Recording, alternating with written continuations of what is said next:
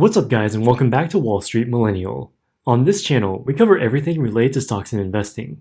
As you know, fraud is perpetrated in the financial markets on a daily basis, causing losses of hundreds of millions or even billions of dollars each year. The majority of them are probably never uncovered. Sometimes, they're even carried out by large, respected institutions such as bulge bracket investment banks. The strategies used can take many forms, from insider trading and promotional pump and dump schemes to spoofing and quote stuffing. One of the most common strategies is the pump and dump, in part because it can so easily be done by a small group of people with a little bit of capital and big ambitions to defraud. Pump and dump schemes can be done on a large scale, but they are rampant in the area of small stocks. In particular, penny stocks and OTC stocks are the Wild West for pump and dump schemes targeting unsuspecting investors. In today's video, we're going to take a look at a recent pump and dump scam that involved the perpetrator controlling 98% of the free float of a public company, and then marketing the stock using mass call centers and email promo spamming. As a result of the scam, the perpetrator made $9 million of illicit proceeds in conjunction with a company insider who was helping with the scam. He used multiple third-party agencies to promote the microcap stock, and coordinated his own selling of the stock trade for trade with investors that he had duped. In this video, we'll take a look at what he did, how much money he made from the scheme, and what happened to him and his victims. The perpetrator of this fraud is a California resident who goes by the name Charlie Abujada. His fraud started around August of 2019 and mainly involved the stock of a microcap company called Odyssey Group International. Odyssey Group International is a tiny company by any standards, incorporated in 2014 and originally having a stock worth just $147,000. In 2019, Abujada purchased 2.5 million shares of the company from one of the original shareholders for just 4 cents per share. The shares were not restricted and thus could be freely traded, despite the fact that the company was so small that no one else had ever traded an appreciable amount of the stock. Abujada deposited his shares into a brokerage account and started trying to sell them on the open market. Since he was the only one trading the stock, he controlled the vast majority of the stock's free float, 98%. Very few people in the world had ever even heard of the company at the time, so there was essentially no trading activity in the stock at all. But Abujada wanted to change that. In early 2020, Abujada hired a call center to perpetrate his scam by cold calling unsophisticated investors. One of the first victims was an investor who held a 6-figure retirement account in a company-directed 401k.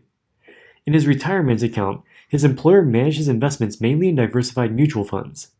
Abujada's call center called this investor and convinced him to roll over his 401k into a separate, self-directed IRA account. They then successfully convinced him to sell all of his diversified mutual funds and use the proceeds to buy Odyssey stock. They continued to contact the investor by phone, text, and email for months. After each time the investor bought Odyssey stock, they would say things like, "Congrats, your order was filled, it looks like." Sometimes, this one investor would account for 97% of all trading activity in Odyssey stock in a single day. Most of the trades would be bought at the direction of Abujada's people at very specific times and prices, so that Abujada could keep a close grip on where every single share of Odyssey stock was trading. In the end, the vast majority of the stock that this investor bought was directly sold by Abujada for prices ranging from $2 to $2.30 per share. Keep in mind that Abujada had originally bought those shares for about 4 cents each. In order to convince the investor that he should be buying Odyssey stock, they made grand promises to him saying that the stock would skyrocket within months, and that his investment portfolio would double. But after about a month, with nothing happening to the stock price, the investor started to get suspicious. He called the company several times to calm his doubts, and was able to speak to one person who claimed to be a founder. This person was in fact intimately involved in the company and spoke to the CEO regularly.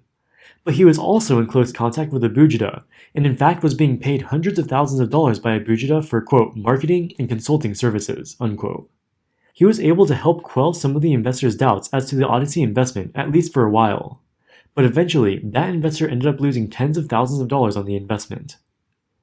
At some point in February of 2020, Abujada became impatient with the lack of buying pressure on Odyssey stock, and fired the call center.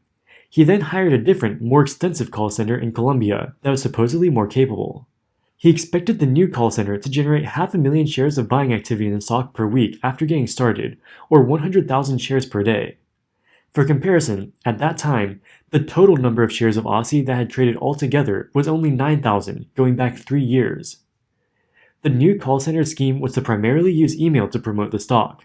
They planned to first get a few dozen investors to start looking at the stock, and then pump up the price a few percent to make them think the stock was good.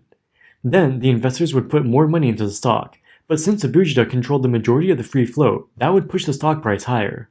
This would make the investors think that the stock was a real winner and put in big money. And eventually, Abujita would be able to sell out of his entire 2.5 million share position in the company for a favorable price. But it wasn't just Abujita's 2.5 million shares. He also had other affiliates that had additional millions of shares that he wanted to dump on the market. So that meant that the promotional campaign would have to be highly effective. In the email blasts that were prepared for the campaign, highly promotional lines were used such as, quote, "way to capitalize on the trillion-dollar healthcare sector," unquote. They included lofty promises of the business's prospects, such as saying that Odyssey had a partnership with another company that could, quote, "quite possibly facilitate the release of the first ever concussion treatment drug, which would be an immense feat in the untouched market," unquote. They also did not disclose that Abujita was funding the promotions, was connected to people within the company, and had a position in the stock that he could possibly sell. Before the first email promotions began, Abujita bought and sold hundreds of shares of Odyssey essentially with himself, giving the false illusion that there was any trading activity in the stock at all. Besides that, there was essentially no trading activity. On the day he made those trades, for example, there was exactly zero other trading activity in the stock. But after the first day of the email promotion, he was able to sell more than 20,000 shares. Over the course of the next several weeks in March, multiple other email blasts were sent out with similarly promotional text. As a result, Abujita was able to sell hundreds of thousands of shares of Odyssey, eventually able to liquidate his entire position. Over the course of the campaign, despite his aggressive selling, the fraudulent promotions were able to prop up the stock price of Odyssey. In the end, he was able to sell almost all of his shares above 70 cents per share, many of them above $2 per share. Compare that to the 4 cents a share that he paid for the stock. Abujita also ran similar pump and dump schemes for other stocks, which he also owned the vast majority of their free floats for. One stock, Scepter Holdings Inc., ran promotions that were even more blatant. The text of the promotion said things like that the stock had shifted into a parabolic state, and a massive short squeeze opportunity could send the shares past 14 cents at any moment. They did have a disclaimer at the bottom of the email saying, quote, "We do not own any shares in BRZL.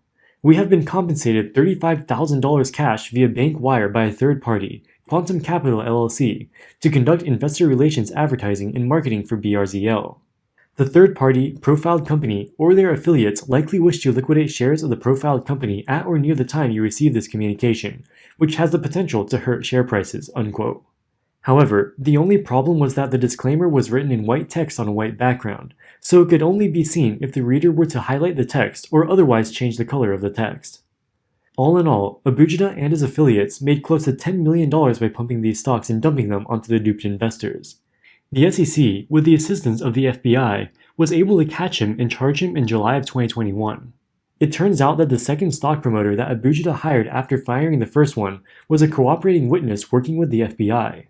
Through the cooperating witness, the FBI was able to gather evidence of Abujita's true scheme through his conversations with the cooperating witness. It's a good thing that they caught him, otherwise he may have continued tricking unsuspecting investors out of many more millions of dollars of their hard-earned money. This case is another example of why you should always be suspicious of unsolicited promotional materials advocating a stock, especially microcap stocks. Whenever a stock's price could be moved by just a few investors after receiving a stock pitch, that is prime area for a pump and dump. And these pump and dumps happen all the time. Alright guys, that wraps it up for this video. If you enjoyed the content, make sure to hit that like button, and subscribe for future videos. Also, leave a comment saying what you think about this scammer. In the meantime, thank you so much for watching, and we'll see you in the next video. Wall Street Millennial, signing out.